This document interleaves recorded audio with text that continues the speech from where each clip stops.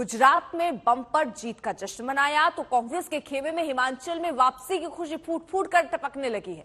UP में विपक्ष का खेमा मैनपुरी और खतौली जीत से गदगद है तो रामपुर किले में सेंधमारी कर बीजेपी के पैर जमीन पर नहीं पड़ रहे हैं।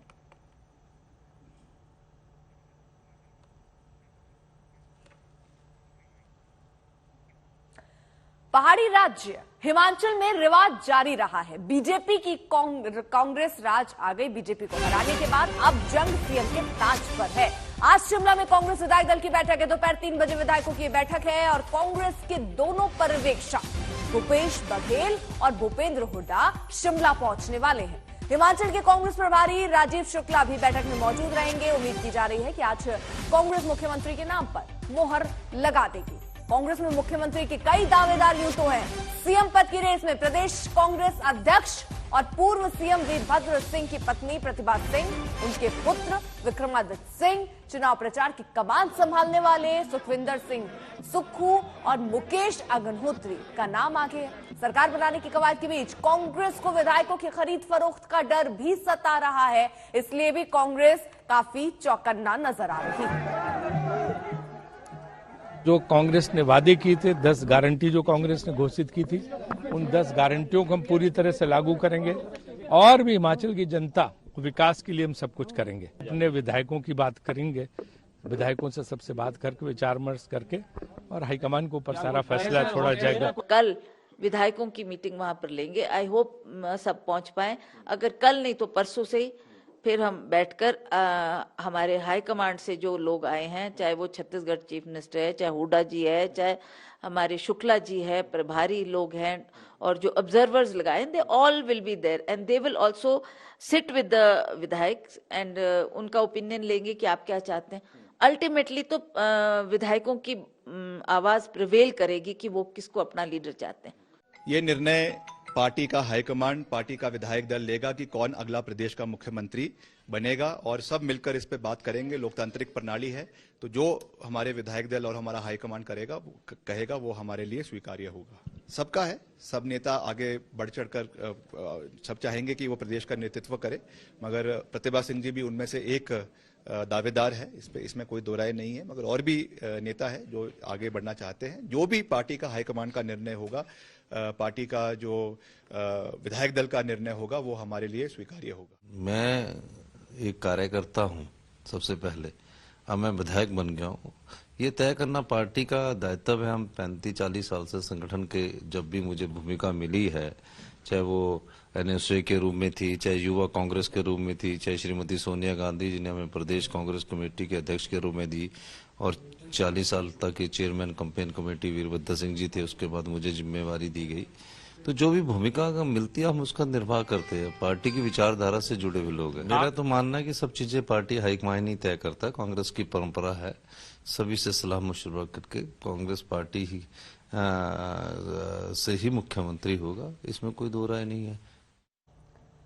कमलजीत संधू हमारे साथ हमारे सहयोगी इस वक्त जुड़ चुके हैं। कमलजीत के साथ प्रतिभा सिंह मौजूद है। कमलजीत, जरा बात कीजिए कि क्या आसार बनते हुए वहां पर नजर आ रहे हैं? कौन होगा सीएम पद का दावेदार?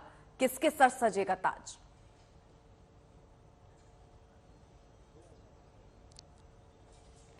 आपने बिल्कुल सही कहा। हिमाचल प्रदेश में इस वक्त हम हैं और मौसम में बदलाव है क्योंकि कांग्रेस का राज वापस आया है। रिवाज नहीं बदला है। रिवाज के हिसाब से कांग्रेस पार्टी आई है। प्रतिभा सिंह हमारे साथ हैं। आज मीटिंग्स का दिन पूरा दिन रहेगा, लेकिन सबसे बड़ी बात यह है कि इतनी बड़ी भारी बहुमत, और क्योंकि आप प्रदेश अध्यक्ष रही हैं तो क्रेडिट आपको जाता है। सेंट्रल लीडरशिप में काफी लोग हैं, ऑब्जर्वर्स थे जो कि आपकी मदद के लिए थे, लेकिन एक जॉइंट टीम है जिसने ये जीत हासिल की। लेकिन अब भी हिमाचल के लोग सबसे बड़ा पूछना चाहते हैं कि आखिरकार मुख्यमंत्री का चेहरा कौन होगा।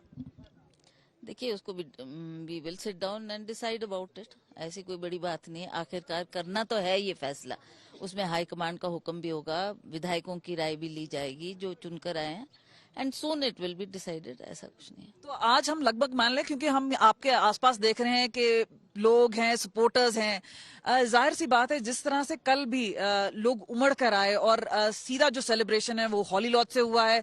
20 साल से ज्यादा वीरभद्र जी ने यहाँ से सीएम रेजिडेंस रहा है, तो कई लोग ऐसा मानते हैं और हमने भी जनता से बात की तो मानते हैं कि यहीं पे एक्चुअल पावर सेंटर है। तो आप अपने आप को टॉप कंटेंडर मानते हैं? Are you ready for this role? If they give me that responsibility, definitely I will try my best to do as best I can. And as I told you, it is a decision which has to be taken soon. And central observers are coming. Our Prabhari ji, Mr. Shukla is coming. And we'll all sit down and talk about it. And let's see what we come up to. You know, Himachal Pradesh is a very sensitive state. People are very emotional. People have been attached to this house since the last 60 years. Veerbhadra Singh ji was there. He's always catered to whatever people wanted. He's done his best, which everybody knows, whether they are young, whether they are old people, whether they're females, whether whatever. But he has a special place in everybody's heart. And people have an emotional attachment with this house. And they are looking forward that it should continue like this. So this will also be conveyed to the High Command. Let's see what the people say and how it... कि हम बात करें वीरभद्र की जो legacy है उसकी अगर हम बात करें तो वहां पर अगर हम पूरी चीज की बात करें, आपने जिस तरह से कमान संभाला उनकी डेथ के बाद, काफी भावुक पल भी थे आपके लिए। पर मैम हम इंसिस्ट करेंगे कि क्योंकि हिंदी में है, आज तक में है, थोड़ा हिंदी में अगर आप इसका जवाब दें।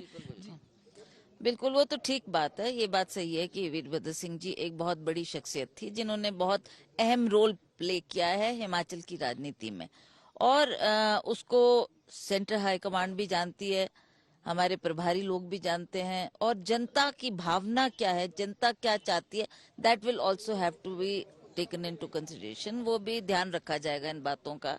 और सभी क्योंकि जब तक वीरभद्र जी थे, जिंदा थे, कोई और चेहरा नहीं था। मीन्स ये क्लियर कट था कि वो ही सीएम फेस हैं, वही सीएम बनेंगे।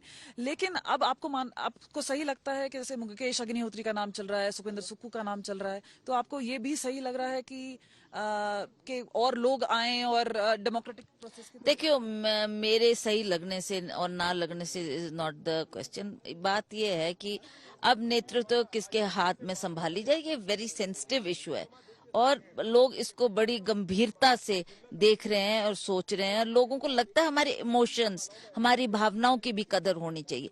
क्योंकि मैं आपको बताऊं क्यों, बिकॉज जब ये इलेक्शन हम लड़ रहे थे और जब हमने देखा कि हमारी स्थिति बहुत अच्छी नहीं है, तो हमने वीरभद्र सिंह जी का कार्ड खेला, उन्हीं का नाम लिया, उन्हीं के काम दर्शाए, उन्हीं के नाम पर हमने, लोगों ने वोट दिए कांग्रेस पार्टी को। उन्होंने कहा वीरभद्र सिंह जी को हम एक श्रद्धांजलि के तौर पर ये वोट दे रहे हैं, और उनको जो इस परिवार से जुड़ाव है वो जनता भी जानती है, लोग भी जानते हैं, और लोग इस बात की कदर भी करते हैं। अब लोगों की भावना ये है कि इस परिवार ने बड़ी लंबे अरसे तक सेवा की है, तो अगर ये मौका इस परिवार को दिया जाएगा तो वो भी उसी तरह इस बात को, इस कार्य को निभाएंगे। क्योंकि इतनी भीड़ उमड़ी हुई है, हम आपसे पूछना चाहेंगे कि कमान आपको लगता है कि आप संभालें, या आपको लगता है कि विक्रमादित्य इस रोल के लिए भी, अगर कुछ एमएलए इस तरह से बात करते हैं, वो आप ओपन रहेंगे? देखिए, ऐसी बात नहीं है। आखिरकार हाईकमांड भी इसको बड़ी संजीदगी से इस मैटर को देखेगी, और इसमें क्या फैसला उनका होता है वो सबकी राय भी लेंगे। इट इज नॉट कि मैं डिसाइड कर लूं या ये डिसाइड कर ले या जनता डिसाइड कर, ठीक है। सारी चीजों को मद्देनजर रखते हुए सभी के ऊपर ध्यान करते हुए ये फैसला लिया जाएगा। आपको पता है कि गांधी परिवार जो है उनका बहुत बड़ा वरदहस्त इस परिवार के साथ रहा है। आप लेट श्रीमती इंदिरा गांधी जी के समय से देखो कि उन्होंने भी वीरभद्र सिंह जी को, जब वो एमपी थे तो उन्होंने ही ग्रूम किया, उन्होंने ही उनको इतनी टॉप पोजीशन पे लाया, उन्होंने उनको मुख्यमंत्री बनाकर हिमाचल प्रदेश में भेजा था, और उनके बाद उन्होंने उनको फ्री हैंड दिया था कि you go head with what you feel is right, because she had seen his working in the parliament also. तो इस बार जिस तरह से सुखविंदर सुक्खू ने अपना नाम खुद का किया, आपको लगता है कि वो सही है, या आपको लगता है कि इंतजार करना? देखिए, आप मेरे से क्यों चाहते हैं, मेरे से क्यों पूछ रहे हैं कि सही है कि नहीं है? ठीक है, एवरीबडी हैज अ राइट, है ना, चाहे वो जीता हुआ विधायक है, कोई भी क्लेम कर सकता है कि मुझे बनाया जाए, पर ये तो हाईकमांड ने देखना है ना कि किसके हाथ। इट इज नॉट कि कोई बच्चों का खेल है। आखिरकार पूरी प्रदेश की कमान आप किसी को सौंप रहे हैं, है ना। तो वो एक सही व्यक्ति होना चाहिए कि जो जिसका एक्सपीरियंस हो, जिसका सोचने का ढंग हो और जो सरकार को बहुत अच्छी तरीके से चला रखे। ये अभी की बात नहीं है, हमने 2022 का भी 24 का भी इलेक्शन बहुत नजदीक है, बहुत करीब है, साल भर रह गया, उसको भी ध्यान में रखना है। We have to win that election also. तो इन बातों को देखते हुए हाईकमांड इस पर फैसला करेगी। मुझे पूर्ण विश्वास है कि जैसे हमारे प्रधान श्री खड़गे जी है, सोनिया जी है, प्रियंका जी यहाँ पर बहुत लंबे अरसे तक उन्होंने इस इलेक्शन में काम किया, वो यहाँ पर खुद भी रही, हमारी मीटिंग्स भी उन्होंने कंडक्ट की और उनको भी इस बात का संज्ञान है कि कौन ठीक है और कौन गलत है, और वो उनकी राय भी बहुत महत्वपूर्ण होगी इस इलेक्शन। क्योंकि कमान आपके हाथ में रहा है और आपके हाथ में ही जीत आई है, तो आपको शुभकामनाएं और हम उम्मीद करते हैं हम शाम को आपसे बात करेंगे, तब तक नाम तय हो चुका होगा। हमसे बात करने के लिए बहुत बहुत शुक्रिया। बहुत बहुत शुक्रिया कमलजीत, इन तमाम जानकारी हम तक पहुंचाने के लिए। तो जो अभी प्रतिभा सिंह कहती नजर आ रही है उसमें ये झलक जरूर दिखती नजर आ रही है कि ये जरूर आला कमान याद रखे कि जनता ने क्या सोचकर मतदान किया है, उसका ख्याल रखना होगा। हिमाचल में रिवाज चला तो गुजरात में बीजेपी की जीत के रथ ने ऐसा फर्राटा भरा कि सारी पार्टियां चित हो गई हैं। बीजेपी ने ऐतिहासिक जीत दर्ज की, बीजेपी ने कांग्रेस की सबसे बड़ी जीत का रिकॉर्ड भी तोड़ दिया और बम्पर जीत मिली है। जश्न भी बम्पर हुआ, गुजरात से दिल्ली तक बीजेपी जश्न में डूब गई। बीजेपी मुख्यालय के जलसे में कल पीएम मोदी भी शामिल हुए। गुजरात में 12 दिसंबर को सीएम भूपेंद्र पटेल का शपथ ग्रहण समारोह होगा, उसकी तैयारियां भी शुरू हो चुकी हैं। लेकिन जीत की तैयारियां जैसे ही नतीजे सामने आने शुरू हुए तब से ही शुरू हो गई थी और ये जीत का जश्न बीजेपी में थमता नजर नहीं आ रहा है। अलग अलग तस्वीरें हम आपको दिखा रहे हैं कल किस तरीके का आलम रहा जब इतनी प्रचंड जीत बीजेपी ने दर्ज की। ये बात स्पष्ट है कि देश आज शॉर्टकट नहीं चाहता। देश का मतदाता आज इतना जागरूक है कि क्या उसके हित में है, क्या उसके अहित में है, वो अच्छी तरह जानता है। देश का वोटर जानता है कि शॉर्टकट की राजनीति का कितना बड़ा नुकसान देश को उठाना पड़ेगा। युवा सिर्फ इसलिए किसी पार्टी को वोट नहीं करते क्योंकि वो दशकों से सत्ता में रही या फिर उस पार्टी के नेता किसी बड़ी परिवार के हैं। युवा तभी वोट देते हैं जब उन्हें भरोसा होता है, जब उन्हें सरकार का काम प्रत्यक्ष नजर आता है। और इसलिए आज युवाओं ने जब भाजपा को भारी संख्या में वोट दिया है, सीट से लेकर वोट तक के सारे रिकॉर्ड तोड़ दिए हैं। संदेश साफ है, जब देश के सामने कोई चुनौती होती है तो देश की जनता का भरोसा भाजपा पर होता है।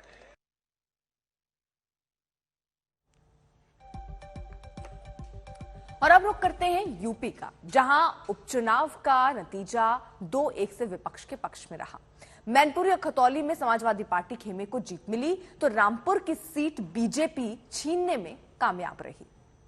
करते हुए तो जहां पर डिंपल को बम्पर आशीर्वाद जनता का मिला और इसे नेताजी की जीत के तौर पर डिंपल कहती नजर आई, वहीं रामपुर में कमल खिला है और इससे बीजेपी गदगद है कि समाजवादी पार्टी के गढ़ को वो तोड़ने में कामयाब रही। लेकिन वहीं दूसरी तरफ खतौली की जो सीट है जो बीजेपी की रहा करती थी उसमें आरएलडी के ये खाते में चली गई। जो नेताजी का परिवार है वो इतिहास रचने का काम करेगा और आज ये जीत जो हमें मिली है ये जीत मेरी नहीं है, ये इस क्षेत्र के सभी लोगों की जीत है और ये जीत नेताजी को समर्पित है। यह क्षेत्र नेताजी की कर्मभूमि रही है। इस क्षेत्र ने विकास देखा है नेताजी की छत्र छाया में और मैं समझती हूँ लोगों का समर्पण है नेताजी के प्रति, जो उन्होंने मुझे आशीर्वाद दिया है, स्नेह दिया है, सम्मान दिया है। ऐसा आशीर्वाद, ऐसा स्नेह तो नेताजी के रहने पे भी जनता ने वो आशीर्वाद, वो स्नेह उस कदर नहीं दिया जो आज आपको दिया है उनके जाने के बाद। ये मीडिया चैनल्स नहीं समझ पाएंगे नेताजी का क्या रिश्ता था इस क्षेत्र से, और मैं धन्यवाद देना चाहूँगी आप सबको। आप लोगों ने भी बहुत अच्छी कवरेज दी है, और धन्यवाद देना चाहूँगी क्षेत्र के सभी लोगों को। जी अखिलेश जी, कैसे देख रहे हैं इस बड़ी जीत को जो भारी मतों से आपको?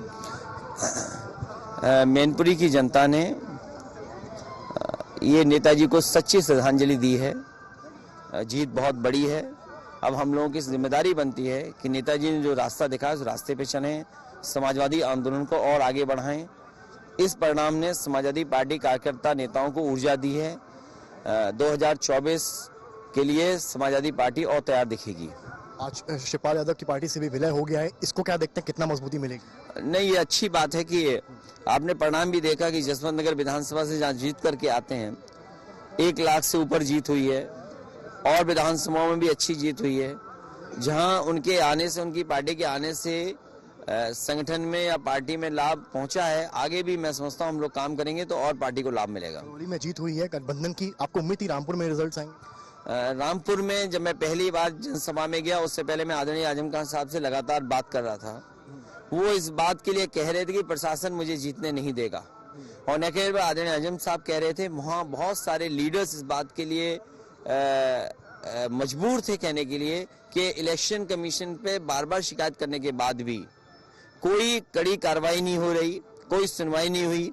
जिस समय घटनाएं हो रही थी, समय समय पे हम लोगों ने वीडियोस टैग की हैं, शिकायतें की हैं, लेकिन उसके बावजूद भी प्रशासन और शासन सरकार की तरफ से जो इशारा था वही हुआ।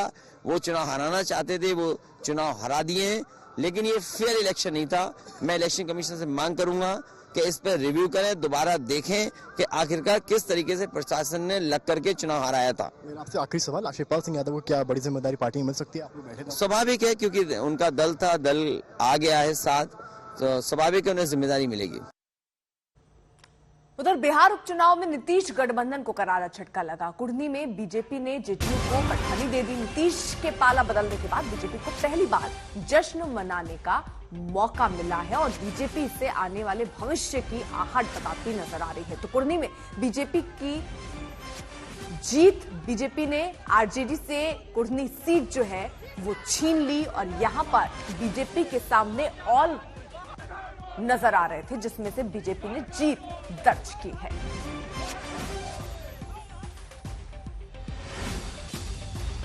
सिर्फ गुजरात ही नहीं, दूसरे प्रदेशों में भी बीजेपी कार्यकर्ताओं ने गुजरात की ऐतिहासिक जीत का जश्न मनाया।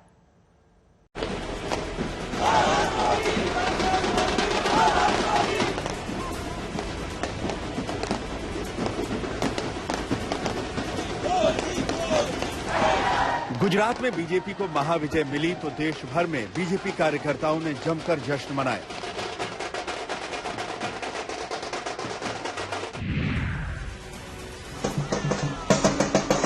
मुंबई में भी ढोल नगाड़ों की थाप पर कार्यकर्ता खूब थिरके।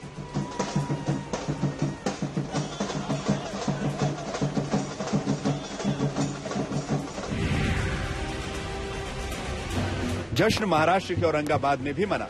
औरंगाबाद के उस्मानपुर में बीजेपी कार्यालय के सामने मिठाई खिलाकर कार्यकर्ताओं ने एक दूसरे को बधाई दी और फागड़ी खेलकर खुशी का इजहार किया। महिलाओं ने एक दूसरे का हाथ पकड़कर झूमकर डांस किया।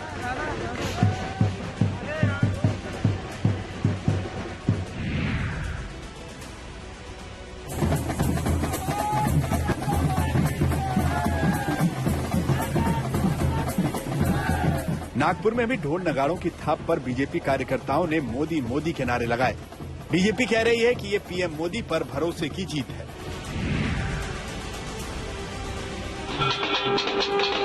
महाराष्ट्र के साथ यूपी में भी गुजरात की जीत को सेलिब्रेट किया गया।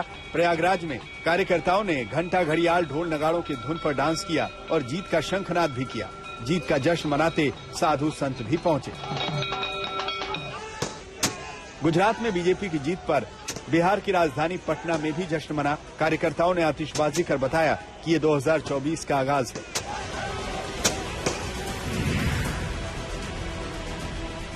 उधर अहमदाबाद में एक बीजेपी समर्थक गांधी जी के गेटअप में दिखा।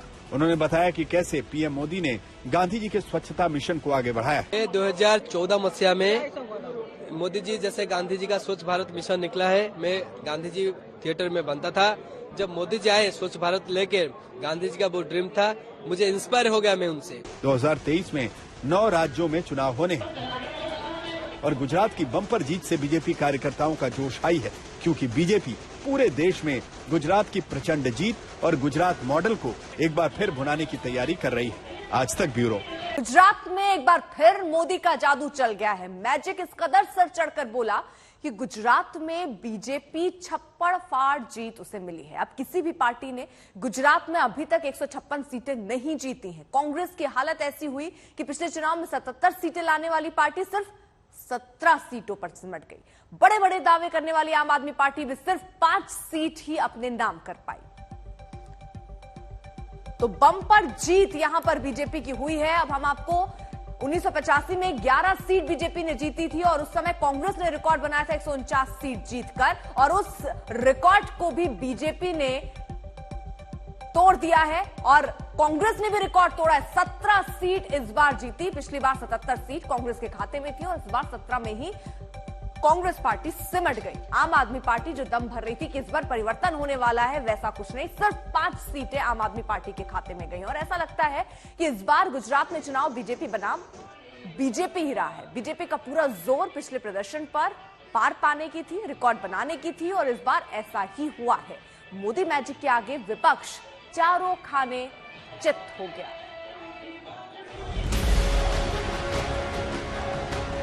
जनता जनार्दन का आशीर्वाद अभिभूत करने वाला है। जो परिश्रम किया है उसकी खुशबू आज हम चारों तरफ अनुभव कर रहे हैं। ये विजय सामान्य नहीं, ये असामान्य विजय है। हर राजनीतिक तराजू पर ये विजय असामान्य है। लगातार 30 साल 89 से लगातार विजय होना एक राज्य में, वो पूरी दुनिया के लिए एक बहुत बड़ी घटना है।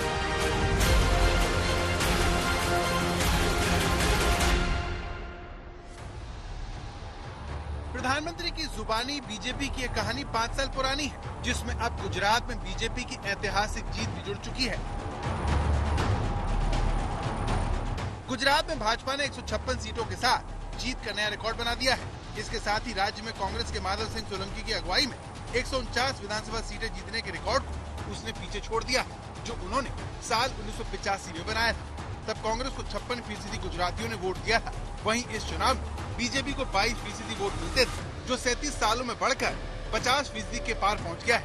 विरोधी चाहे सियासी हो या फिर बौद्धिक, गुजरात जीतकर सबको गलत साबित करना प्रधानमंत्री की पुरानी आदत रही है। देश के बड़े बड़े पंडितों को टीवी पर सुन रहा था।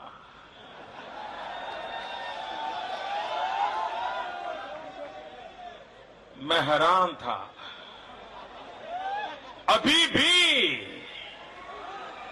वो गुजरात के विजय को पचा नहीं पा रहे।